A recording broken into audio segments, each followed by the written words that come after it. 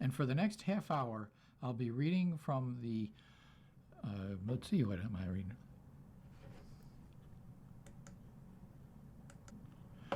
Hello again, this is Dave, and I'll be reading to you for the next half hour from the Thursday, June 25th, 2026 issue of the Kenton Bee.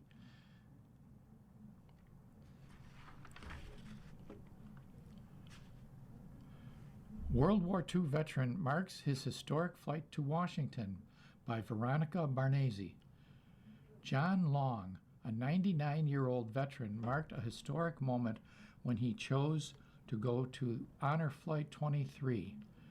Long is a World War II veteran from Western New York, and after many years of turning down the honor flight, he decided it was time to take the leap. When you get to my age, you feel that it's time for you to do things that are very important that you haven't done in the past. And because of that, I decided it was time for me to make this honor flight, said Long. The Honor Flight is a national, non-for-profit program that takes veterans on a trip to Washington, D.C. to experience a day of honor and gratitude at the nation's memorials. It originally started out as only taking veterans from World War II, but over the years it has expanded to taking veterans from Korea, Vietnam, and veterans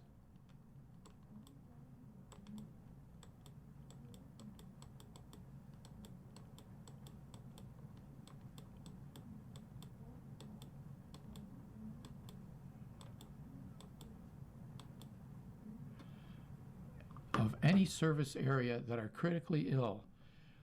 There are over 128 honor flight hubs around the country, and each hub is run by volunteers.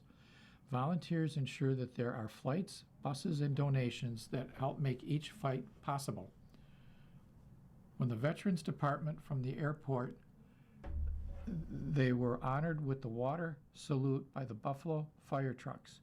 The water salute is reserved for very special occasions, including retiring pilots, welcoming the president to a city, and honoring military service members. When the honor flight reached Washington, they were greeted with many friends and family members and people they didn't know. One young girl ran up to Long and asked for a hug, thanking him for his service. It was very overwhelming to me emotionally to have so many people at the airport greeting us. The honor flight allows for each veteran to choose a companion to accompany them while in Washington. Long chose his longtime friend John Dewar to take him to Washington on this special flight. I picked one of the nicest guys in the world to be my guide, and he took care of me. He saw that I got to where I was supposed to be when I was supposed to be there. He was outstanding, and if it weren't for him, I don't think I would have had the success that I had on this tour, said Long.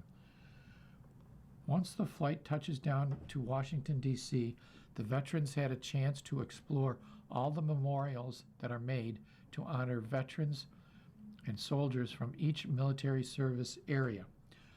While looking at memorial sites and taking photos, Michael Obadal, the Undersecretary of the United States Army, introduced himself to Long and gave him the Undersecretary of the Army coin.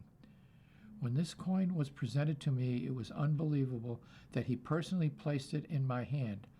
I have many coins, but now this is the most wonderful and the most meaningful coin in my entire life, said Long. There were many special moments that Long had during his time in Washington, and he got to speak with many fellow veterans about their experiences. While at the dinner hosted by Honor Flight, each veteran was presented with letters, notes from young children from their communities. The Honor Flight asked all the companions of the veterans to get the word out so that each veteran would have their own set of notes and letters to read. If I were to take anything away from this trip, I had one last opportunity to make another contribution, and I'm really proud that I did that. Long has been part of the Legion Post for over 40 years and constantly finds ways to give back to the veterans community. He wanted everyone to take away the importance of patriotism. This is all about patriotism. The good Lord sent me back, but there were thousands of kids just like me that never got to come home. They didn't get to enjoy what we have today in America. We have all these freedoms and rights. These are all the things we want to ensure that we will continue to have. So that's what this is all about. Kenmore Porch Fest returned from 11 a.m. to 7 p.m. on Sunday, June 28th, transforming the village of Kenmore into a walkable celebration of live music, community, and local creativity. Now in its sixth year, the Grassroots Music Festival featured more than 140 musicians and bands performing on 68 porches throughout the village. The official festival schedule was released on June 22nd at kenmoreporchfest.org. The community also invited to attend the Kenmore Porchfest preview event from 9 a.m. to 1 p.m. on Sunday, last June 21st, at the Kenmore Village Green during the opening day of Kenmore Farmers Market. The preview event featured performances by Augustus, Tom Ty, Raspy Jones, and Carr McQueen, along with the presentation of two $300 Kenmore Porch Fest scholarships recognizing young local musicians. What started as 16 bands on 9 porches in 2021 has grown into one of the largest community music events in Western New York, said Eric Nagel, founder and president of Kenmore Porch Fest. We're excited to welcome neighbors and visitors alike to experience the incredible talent and community spirit that make Porch Fest so special. Following the festival, attendees were invited to the official Kenmore Porch Fest after party from 6 to 9 p.m. at Fatty Beer Company in Kenmore, featuring a live performance by Gimme Gimme. For more information on Porch Fest, it's a grassroots musical festival where neighbors turn their porches into stages featuring more than 100 bands performing throughout the village of Kenmore each year. What began as a small neighborhood event has grown into a vibrant celebration of local music, arts, and community. Kenmore Porch Fest is a registered 501c3 public charity dedicating to supporting the arts and building community through music. The organization is led entirely by volunteers who believe music brings people together and helps make Kenmore a stronger, more joyful place to live. New York State Assemblyman Bill Conrad announced the schedule for a free family movie series he is sponsoring at the West Her Riviera Theater, 67 Webster Street. All are welcome to attend screenings of the films, which are scheduled to run from 1 to 3 p.m. on 4 Wednesdays throughout the summer, beginning on July 1st. There's no ticketing or cost to attend. Space is general admission, first come, first served. The theater accommodates wheelchair seating. The first showing will be at 1 p.m. on Wednesday, July 1st, featuring Goonies, which is rated PG. Kenmore Farmers Market returns Sunday, bringing local food and community together. Sunday mornings got a whole lot tastier in the village of Kenmore. The Kenmore Farmers Market returned to the Village Green on Saturday, June 21st, launching another season of fresh local food, live music, and community connection. Running every Sunday from 9 a.m. to 1 p.m. through October 25th, the market brings together nearly 60 Western New York growers, food producers, and specialty makers in one vibrant outdoor gathering space.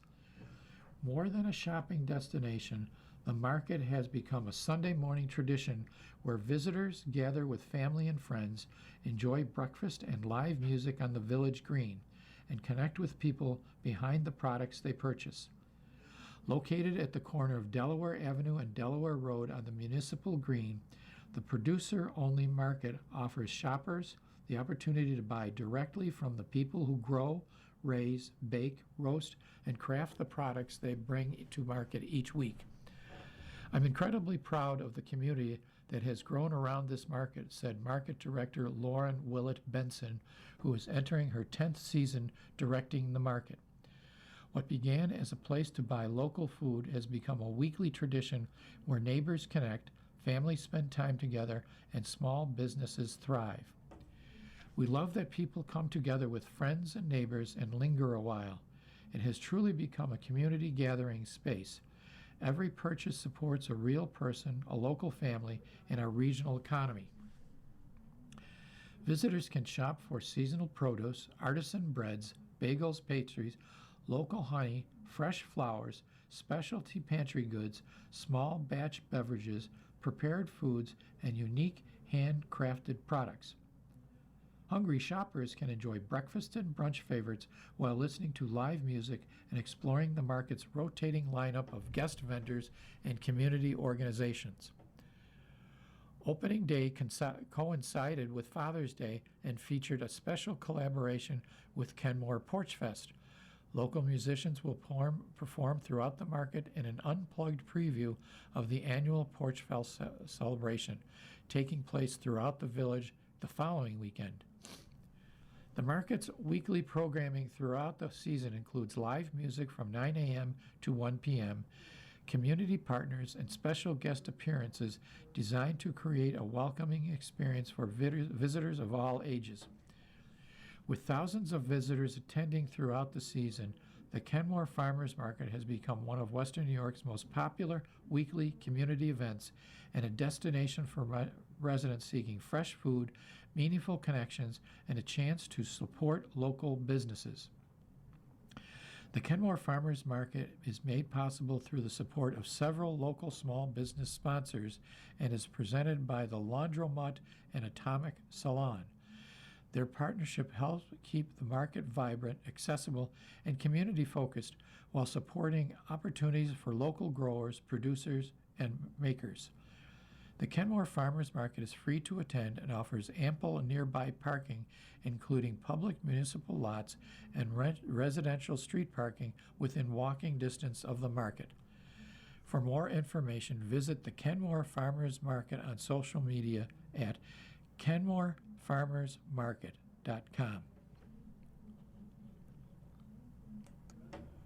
The Riviera Theater is awarded a $781,000 New York State grant. The Riviera Theater and Oregon Preservation Society Incorporated received a grant totaling $781,000 from the New York State Council on the Arts to support the organization's Phase 2 of the Riviera Expansion Project. This grant is part of a capital project funding announcement by New York SCA, which totals over $82 million to 132 arts and cultural facilities across New York State. West Riviera Theater Executive Director David Fillenworth said, "We are very appreciative that New York SCA stepped up to make this happen. This helped launch the funding needed to complete our vision and build new dressing rooms for our artists. As we approach our 100th anniversary, this helps ensure that the Riviera Theater will be viable for generations to come and enjoy live entertainment." North Tonawanda is experiencing an exciting period of growth and resurgence. We're honored to be a big part of it. New York's powerful arts and cultural section is a formidable asset, Governor Hochul said. Our continued investment in museums, theater, and art centers generate incredible returns, sparking innovation, boosting local economies, driving visitors, and making us the global epicenter of arts and culture. New York State Council on the Arts Executive Director Eric Malin said, "We know that when the arts flourish, communities follow, bringing energy, creating jobs, expanding accessibility, and increasing tourism. This grant program is a critical investment in our creative sector, empowering our creative community and inspiring innovation. Congratulations to all the grantees. We look forward to seeing these diverse projects develop throughout the state." You are listening to a reading of articles and features from the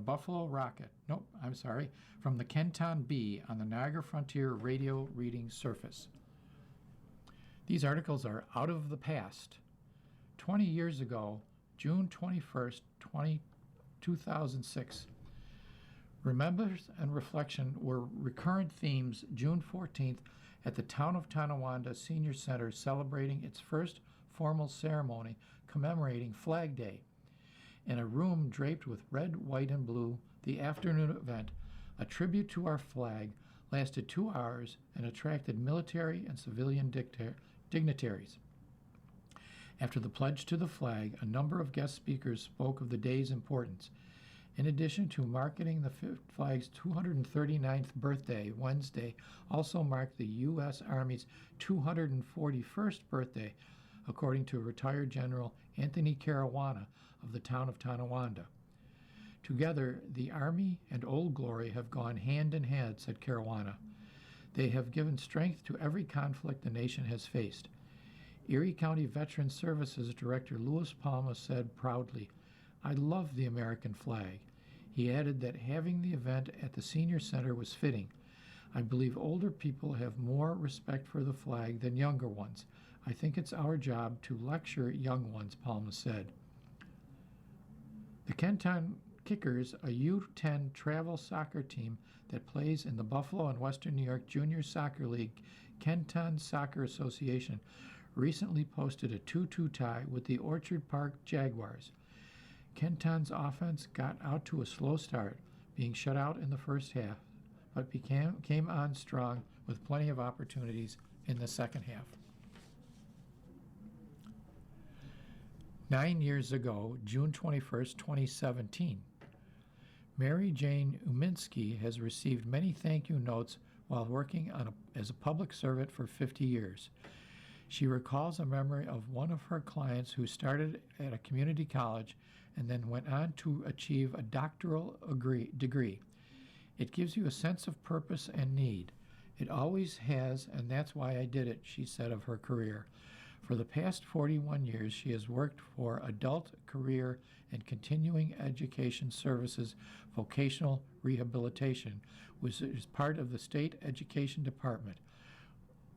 Uminski noted that the agency helps people who have a disability, including mental, physical, and learning disabilities, and we help them to develop a plan for employment that will get them back into the workforce for the first time.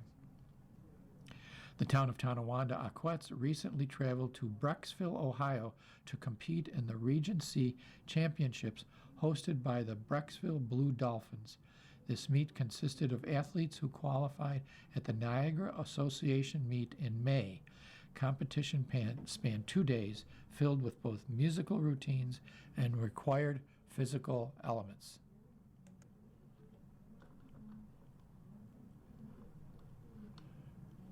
At last, a state budget, and the outcome was affirming for us in Western New York. This piece is by William Conrad III from the 140th District of the New York State Assembly. This was a much-anticipated culmination. The legislature on May 28th finished adopting the state budget for the fiscal year 2026-2027. It was indeed a painstaking process, and it yielded satisfying results for us in the 140th Assembly District. As I'm keen to do, I'll begin with education budget highlights. We kept the hold harmless funding process we made to schools back in 2024, including a 2% increase in foundation aid for every suburban school district I represent, and a 5.4% bump for the Buffalo Public Schools. These are the dollars our districts rely on to maintain programs, and they are especially critical in lower-income areas. We funded the full-time universal pre-K for 4-year-olds by 2028, with a more than 50% increase in UPK aid for the districts of the 140th. We restored funding to teacher centers, the field's professional development hubs, and committed nearly $2 million for the support of Teach New York, a state-developed educator recruitment pipeline. Finally, but not least importantly, we retained free school meals for all children, ensuring proper nutrition for growing minds and bodies, and providing a welcome financial cushion for cash-strapped families. This budget also made what I consider several common-sense amendments to New York's Climate Progress Blueprint, first set forth in 2019. We arrived at a plan that relaxed and extended key energy timelines with the foremost goal of improving affordability for ratepayers like you and me. Also, this is one that was met locally with a collective sigh of relief. We included a 5-year postponement of the school's electric buses mandate. It's clear that money-conscious districts are desperate for more time to plan, and the technology and infrastructure frankly needed more development to make this switch feasible. We increased the Consolidated Local Highway Improvement Program, or CHIPS, funded by $50 million, and added aid for distressed cities, including a $25 million infusion for Buffalo. We know that reliable travel infrastructure and fiscally stable metro centers make for a more attractive and functional region overall.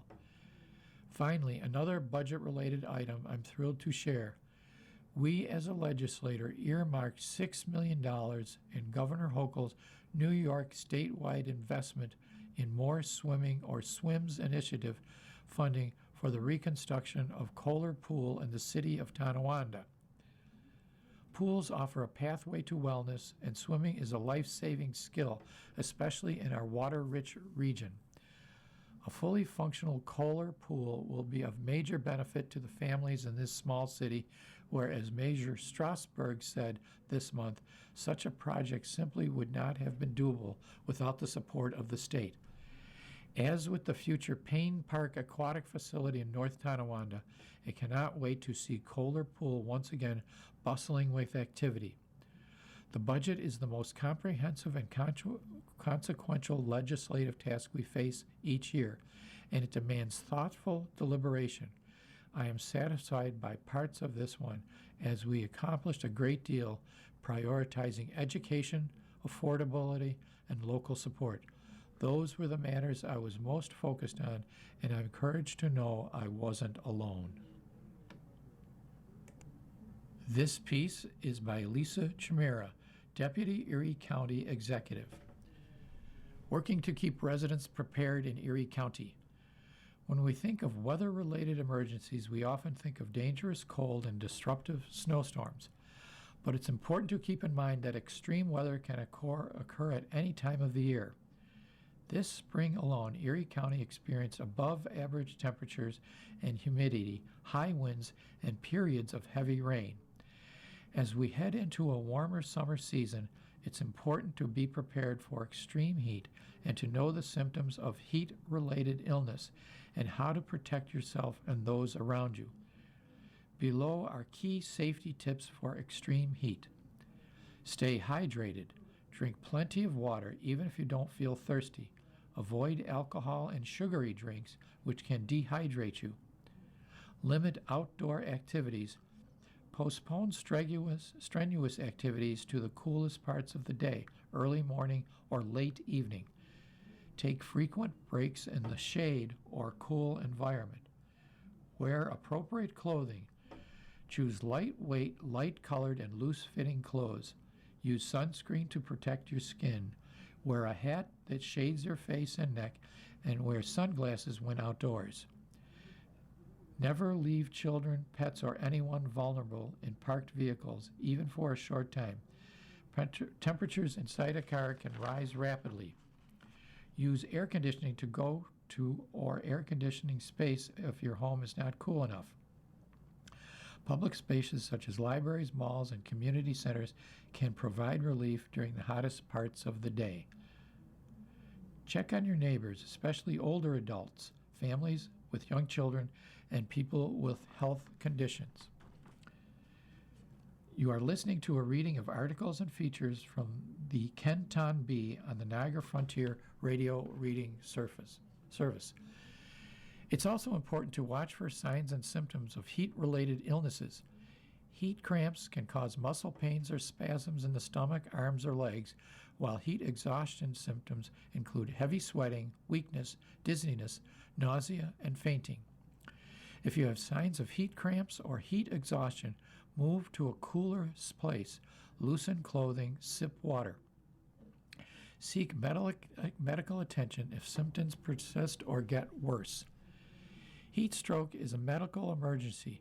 Signs include a body temperature of above 103 Fahrenheit, red, hot and dry skin, rapid pulse, confusion, or unconsciousness.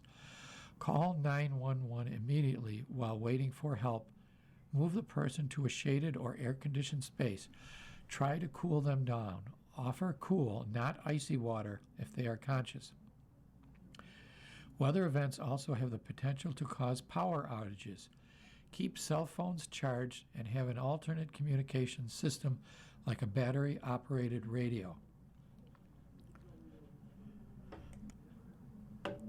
If your home loses power, keep in mind that items kept in the refrigerator or freezer will not be safe to eat after a period of time. When in doubt, throw it out. Stay tuned to the Erie County social media channels, local media, and other platforms, the latest information. You can also download the free Ready Erie phone app through the Apple App Store, Google Play Store, or by visiting erie.gov/Ready Erie. New York State also sends text alerts. Text Erie to 333-111 to start receiving these traffic, weather, and emergency messages. You can find more resources by visiting www.erie.gov/health/extreme heat. I wish everyone a safe and happy summer. A photography honor. Kenmore East High School senior Emmy Barra won second place in the highly competitive Villa Maria College High School Photography Exhibition. Each year, the Villa Maria College Photography Department hosts a photography competition for students who attend high school throughout Western New York. The contest brings in entries from throughout the region, which showcases young students' talent and enthusiasm. Winners are selected by Villa Maria's photography department. Also competing were Kenmore East students Tara Heigl and Malaya Bailey. A zoo visit.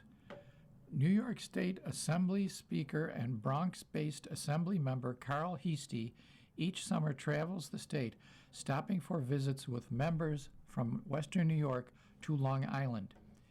Heastie left in this photo was in the region on June 17th, where he met with Assemblyman Bill Conrad for a behind-the-scenes tour of the Buffalo Zoo, the main cultural institution located in Conrad's 104th Assembly District.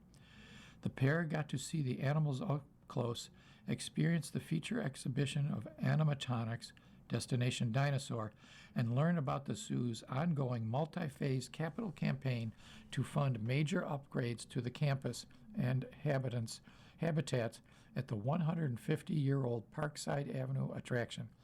Leading the tour was Buffalo President and CEO Lisa Smith.